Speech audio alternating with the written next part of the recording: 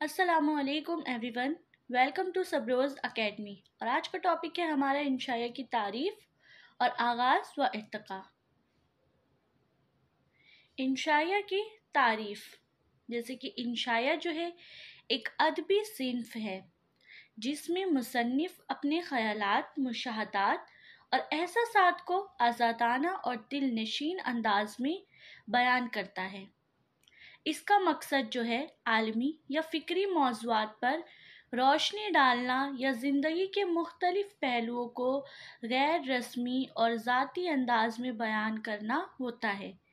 انشائیہ میں مصنف اپنے جذبات اور خیالات کو کسی خاص پابندی کے بغیر پیش کرتا ہے اور اس میں عموماً کوئی ٹھوس نتیجہ یا منطقی انجام نہیں ہوتا۔ اس صنف میں عام طور پر موضوعات جو ہیں ان کی وسعت اور تخیل کی آزادی پائی جاتی ہے، جو اسے دیگر ادبی اصناف سے منفرد بناتی ہے۔ انشائیہ کی ایک اور خاصیت یہ ہے کہ یہ زیادہ تر غیر رسمی اور مکالماتی انداز میں لکھا جاتا ہے، جس میں مصنف اپنے تجربات اور احساسات کو ذاتی اور فکری انداز میں پیش کرتا ہے۔ اس میں موضوع کی کوئی خاص حد بندی نہیں ہوتی اور اس کے ذریعے زندگی، معاشرات، فلسفہ، فطرت یا کسی اور موضوع پر مصنف کی ذاتی رائے کا اظہار کیا جا سکتا ہے۔ انشائیہ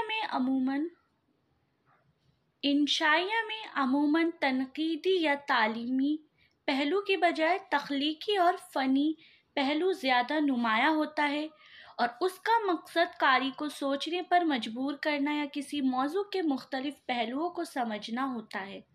چونکہ انشائیہ میں مصنف اپنی سوچ کے آزادانہ پروان چڑھتا ہے، اس لیے اس میں مزاح، طنز، فلسفہ یا احساسات کی خوبصورت عکاسی بھی پائی جاتی ہے۔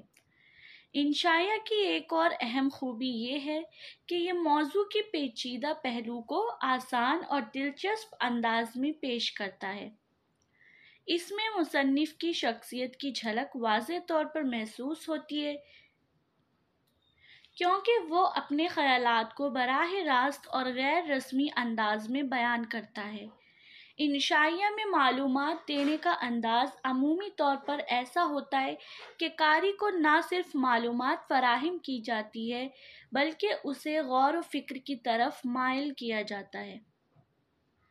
یہ صنف کسی ایک موضوع یا خیال تک محدود نہیں ہوتی، بلکہ مصنف اپنی مرضی سے مختلف موضوعات پر قلم اٹھا سکتا ہے، چاہے وہ معاشرتی مسائل ہو، اخلاقیات ہو، فطرت کے مناظر ہو یا ذاتی تجربات۔ انشائیہ کا اسلوب زیادہ تر تخلیق کی سادہ اور سہل ہوتا ہے، جس کا مقصد قاری کو گہرائی میں لے جانا اور کسی خاص نقطہ نظر کو دلچسپ انداز میں پیش کرنا ہوتا ہے۔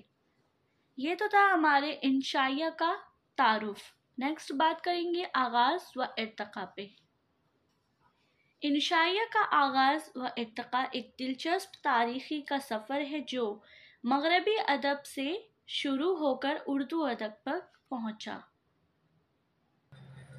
آغاز، جیسے کہ انشائیہ نگاری کی ابتدا مغرب میں 16ویں صدی میں ہوئی، جس کا بانی فرانسیسی مصنف مشل دی مونتین کو سمجھا جاتا ہے۔ مونتین نے اپنے خیالات اور تجربات کو آزادانہ انداز میں تحریر کرنا شروع کیا اور اسے ایسیز کا نام دیا، جو فرانسیسی لفظ آزمانا یا کوشش کرنا سے لیا گیا ہے۔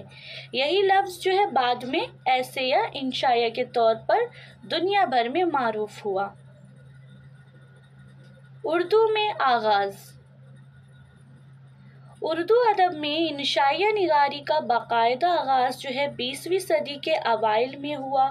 اردو ادب پر انگریزی اور فارسی ادب کا گہرا اثر تھا، لیکن انشائیہ نگاری کی روایت مغربی ادب سے براہ راست آئی۔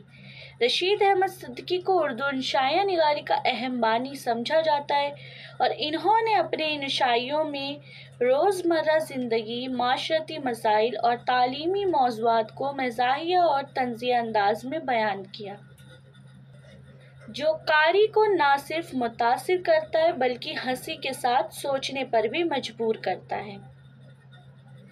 ارتقاء۔ اردو انشائیہ نے وقت کے ساتھ ترقی کی اور مختلف ادبی رجحانات کے زیر اثر آیا۔ ابتدا میں انشائیہ زیادہ تر طنز و مزاح پر مبنی تھا، لیکن بعد میں اس میں فکری، سماجی اور فلسفیانہ موضوعات بھی شامل ہوئے۔ ابراہیم جلیس، کنہیا لال کپور اور ابن انشا جیسے لکھاریوں نے اس صنف کو مزید وسعت دی اور اس میں مختلف تجربات شامل کیے۔ انشائیہ کی یہ صنف آج بھی اردو ادب میں مقبول ہے اور اس میں مصنف اپنی تخلیقی صلاحیتوں کا بھرپور اظہار کرتا ہے۔ مغرب میں ارتقاء۔ انشائیہ کی صنف کو مغرب میں مقبولیت حاصل ہوئی جب فرانسس بیکن نے انگریزی زبان میں اپنے انشائیے لکھے، لیکن بیکن نے علمی اور فلسفیانہ موضوعات پر مختصر اور جامع انشائیہ تحریر کیے، جو بعد میں مختلف زبانوں میں ترجمہ ہو کر مقبول ہوئے۔ بیکن کے انشائیہ زیادہ منطقی اور عالمی نوعیت کے ساتھ تھے، جبکہ انشائیہ زیادہ تر ذاتی اور جذباتی تھے۔ مغربی ادبی میں انشائیہ نے ادبی تنقید، فلسفہ اور ذاتی تجربات کو اظہار کرنے کے لیے ایک مستقل صنف کی حیثیت حاصل کی۔ اردو میں ارتقاء۔ اردو میں انشائیہ کا آغاز اگرچہ 20ویں صدی میں ہوا، لیکن اس صنف کی جڑیں فارسی ادب میں بھی موجود تھی، فارسی ادب میں بھی موجود تھی۔ فارسی نثر میں غیر رسمی اور فکری تحریر جیسے گلستان شعری اور انشائیہ نگاری کا ابتدائی نمونہ قرار دی جا سکتی ہیں۔